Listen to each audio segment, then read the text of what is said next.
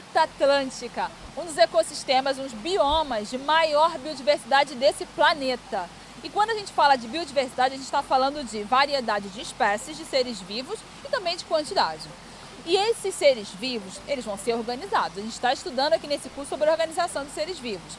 E um viés que a gente vai olhar hoje é de organizar esses seres vivos em grupos. Grupos esses chamados de população e comunidade. Tema do vídeo de hoje. Mais um vídeo da nossa série Organização dos Seres Vivos, dos átomos aos ecossistemas.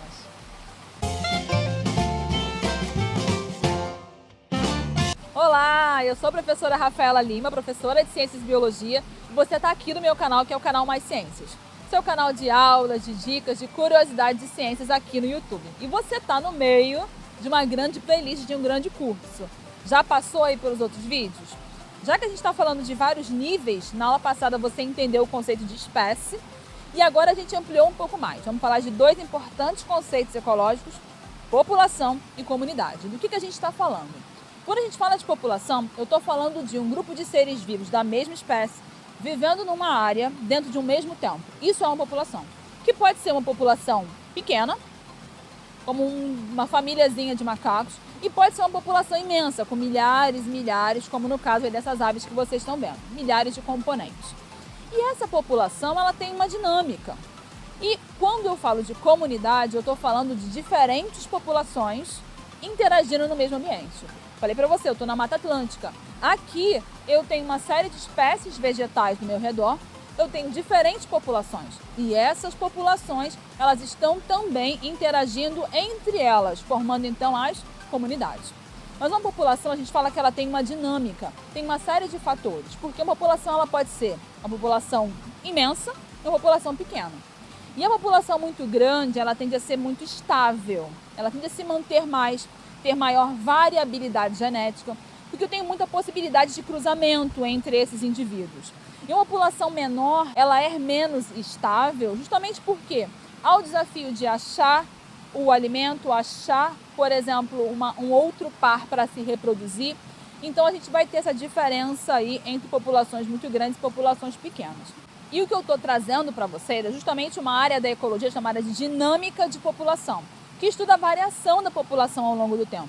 E quais são os fatores que vão afetar a população? Então eu falei para você que um aspecto importante é o tamanho, mas tem um outro aspecto que é a densidade populacional. Já ouviu densidade, né? Uma aula aí de física, de matemática, pois é. Porque quando a gente fala de densidade populacional, eu estou falando de uma razão, olha a fórmula. A razão do tamanho dessa população, ou seja, o número de indivíduos pela área que eles ocupam. Então eu tenho populações muito densas, que estão ocupando aí muitos indivíduos numa área pequena, e populações menos densas. E o que vai afetar essa densidade? 4 fatores.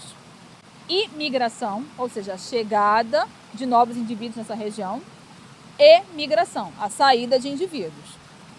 A taxa de natalidade, ou seja, nascimentos, estamos tendo muitos nascimentos ali, e a taxa de mortalidade. E aí como é que vai ser essa jogada? Uma população ela está equilibrada quando a imigração e a natalidade, essa galera que está chegando, ela vai estar com uma quantidade equivalente à emigração e à mortalidade. Mas às vezes a gente vê uma população em total desequilíbrio, onde a taxa de mortalidade está muito alta. Ela pode sofrer uma extinção naquela região.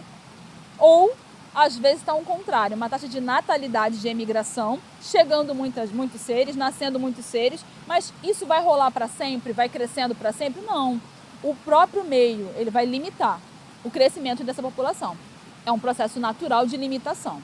O tamanho máximo de uma população no ambiente natural a gente chama de capacidade limite. Quando você ouvir essa expressão, capacidade limite, a gente está falando disso, do tamanho que uma população pode chegar em um ambiente. Então a capacidade limite, ela vai variar, obviamente, de acordo com os ambientes. Um outro conceito importante dentro dessa dinâmica de população é o potencial biótico. O que é o potencial biótico? É a capacidade de reprodução de uma espécie um ambiente natural. Não estou falando de cativeiro, gente. Não estou falando de um animal preso numa condição de estresse, não. No ambiente natural. Então, algumas espécies, elas têm um potencial biótico muito elevado, tipo peixes. A reprodução vai produzir uma quantidade imensa de ovos, uma capacidade reprodutiva maior. E quando a gente pega, por exemplo, um elefante, que vai ficar aí numa gestação de 19 a 22 meses, tendo 1 ou 2 filhos, tendo filhos aí de 5 ou 6 anos de intervalo. Então essa população, ela tem uma taxa reprodutiva muito menor. Então você entende como entender a capacidade reprodutiva de uma espécie tem total relação com a preservação dela? Você entende então de caramba, eu preciso demais ter um cuidado muito maior com a preservação de um elefante, por exemplo, por quê? Como essa taxa reprodutiva, essa capacidade biótica ela é menor, se houver muitas interferências que levem a uma mortalidade, essa espécie entra em extinção. Então, entendeu? É importante a gente ter essa noção para que tenham medidas de preservação das espécies no ambiente. E aí a gente falou desses aspectos no que se refere à dinâmica de populações. Mas eu falei para você que, na real, no ambiente natural, como aqui, Mata Atlântica, essas populações elas estão interagindo entre si. Elas estão, então, formando uma grande comunidade. Então, aqui na Mata Atlântica, eu tenho uma grande comunidade, populações de espécies diferentes interagindo. E essa interação, ela pode ser uma interação harmônica, onde os envolvidos estão se beneficiando, ou pelo menos não estão se atrapalhando, ou pode ser uma relação desarmônica, onde alguém vai sair prejudicado nessa história. A gente enquadra nas chamadas relações ecológicas. As relações ecológicas, então, são as relações entre os seres, falei para vocês, harmônicas e desarmônicas, e elas podem ser intraespecíficas ou interespecíficas. Intraespecíficas é entre a galera que é da mesma espécie e interespecíficas entre espécies diferentes. Então, vou passar para você, relembrar para você algumas dessas relações. Vamos começar falando das relações intraespecíficas, ou seja, da galera da mesma espécie. Intraespecífica harmônica, vou te dar 2 exemplos. Colônias. Colônias são grupos de animais que eles vivem tão unidos que parece uma coisa só. Tipo quando você olha um coral. Você não tem a impressão de que é um troço só? É um só ser? Não, são vários seres ali. Um outro muito interessante é a caravela portuguesa, dá uma olhada. É um animal. Você olha e pensa, é um animal, e não é. São vários animais unidos de forma corporal, dividindo funções ali, então formando uma colônia. É uma relação intraespecífica e harmônica, está todo mundo se dando bem ali. Uma outra é a sociedade. Abelhas, vespas, gorilas, humanos, teoricamente vivemos em sociedade. Por que digo teoricamente? Porque o conceito ecológico de sociedade é aquela condição em que a população ela está unida, porém dividindo funções. Quando você pega ali um grupo de abelhas, eu tenho abelha rainha, eu tenho abelha operária. A sociedade, né, seres humanos, a gente também divide funções ali para manter a harmonia, ou não, né? Acho que a gente falhou um pouco nessa coisa. E aí a gente agora vê a intraespecífica desarmônica, a gente viu as harmônicas. Eu tenho, por exemplo, o canibalismo, onde um ser da mesma espécie mata o outro para se alimentar ou por algum motivo, como a gente vê, por exemplo, com viúvas negras que matam o parceiro, louva a Deus. Pode existir, né? Até na espécie humana tem alguns relatos, canibalismo, de a mesma espécie, só que um está sendo beneficiado, outro está sendo prejudicado. Outra é a competição. Rola competição por território, por parceiro, e essa competição entre a mesma espécie, ela é negativa. Por mais que alguém se dê bem, alguém vai se dar mal. Então, competição, ela é uma relação desarmônica. E aí a gente vai para as interespecíficas, entre espécies diferentes. Como a relação harmônica, a gente pode pontuar o mutualismo. Mutualismo é quando 2 espécies elas são beneficiadas. Uma faz algo pela outra. Por exemplo, no caso ali de uma relação de uma borboleta ou de uma abelha com uma flor. A abelha está favorecendo essa flor, ajudando na sua polinização, ou seja, na reprodução dessa flor. Em troca, ela está recebendo alimento, ou seja, as 2 estão sendo beneficiadas. É uma relação positiva para as 2. E o mais interessante, no mutualismo, é uma relação que um depende do outro para viver. Se separar, um vai ser eliminado. Então, é uma relação de dependência vital. Enquanto a gente tem a protocooperação, que na protocooperação é uma relação harmônica também, em que os 2 vão se beneficiar, mas se um não estiver presente na relação, por exemplo, alguns jacarés com pássaros palito. O jacaré fica ali com aquela boca aberta, o pássaro fica ali comendo resíduos da boca dele. É uma relação vital, um depende do outro para viver? Não. Naquele momento rolou, se não rolar também, vida que segue. Protocooperação, não é uma relação de dependência vital. E outra relação é o comensalismo. O comensal é aquele que se alimenta de restos do outro. Então, uma relação que a gente chama de mais e zero, e nula para o outro. Por quê?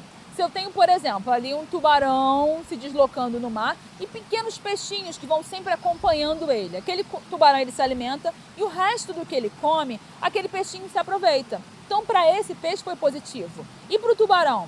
Foi nulo, foi indiferente. Então, esse tipo de relação que é positiva para uma e independente para o outro, a gente chama de comensalismo. E aí, para fechar o nosso vídeo, a gente fala então das relações interespecíficas, só que desarmônicas. Por exemplo, uma clássica, predação. Predação é matar o outro para comer. Matar um outro de outra espécie para comer. Então você vê, por exemplo, um leão, figuras clássicas, tipo assim, aí, ó, um crocodilo matando aí uma ave para comer. Predação é um clássico de uma relação desarmônica. Afinal, quem morreu não ficou feliz, né? Uma outra relação desarmônica é o parasitismo. O parasitismo a gente vê, tipo aí, carrapato, piolho. É quando eu tenho uma espécie que ela vai obter nutrientes do outro, mas ela não visa a morte. O objetivo do parasita não é matar o seu hospedeiro, e sim usufruir. Às vezes, fatalmente, isso vai acontecer, mas não é o objetivo final, tá? Temos também a competição, ou seja, espécies diferentes também podem competir por espaço, por alimento. Então vai ter uma competição, um fight aí entre essas diferentes espécies. E uma outra interessante é o amensalismo. O amensalismo é a relação em que uma espécie ela produz algumas substâncias químicas que elas vão levar à morte ou interferir o crescimento e desenvolvimento de outros. Algumas plantas fazem isso, por exemplo. Liberam algumas substâncias no solo que vai impedir o crescimento. Então é a relação de amensalismo. Então você viu aí quanta coisa a gente pode estudar e observar quando a gente está num ambiente como esse? Tantas relações positivas, negativas e vários fatores. Então a gente fecha o nosso vídeo de hoje. A gente está fazendo aí essa caminhada pelos níveis hierárquicos, do menor para o maior. E agora a gente vai dar um olhar maior. Vamos falar de ecossistemas aí no próximo vídeo. Se você gostou dessa aula, você já deixa aí o seu like. Deixa aqui nos comentários qual dos assuntos, quais dessas relações que você já conhecia, se você tem alguma dúvida. E vamos pro próximo. Tchauzinho!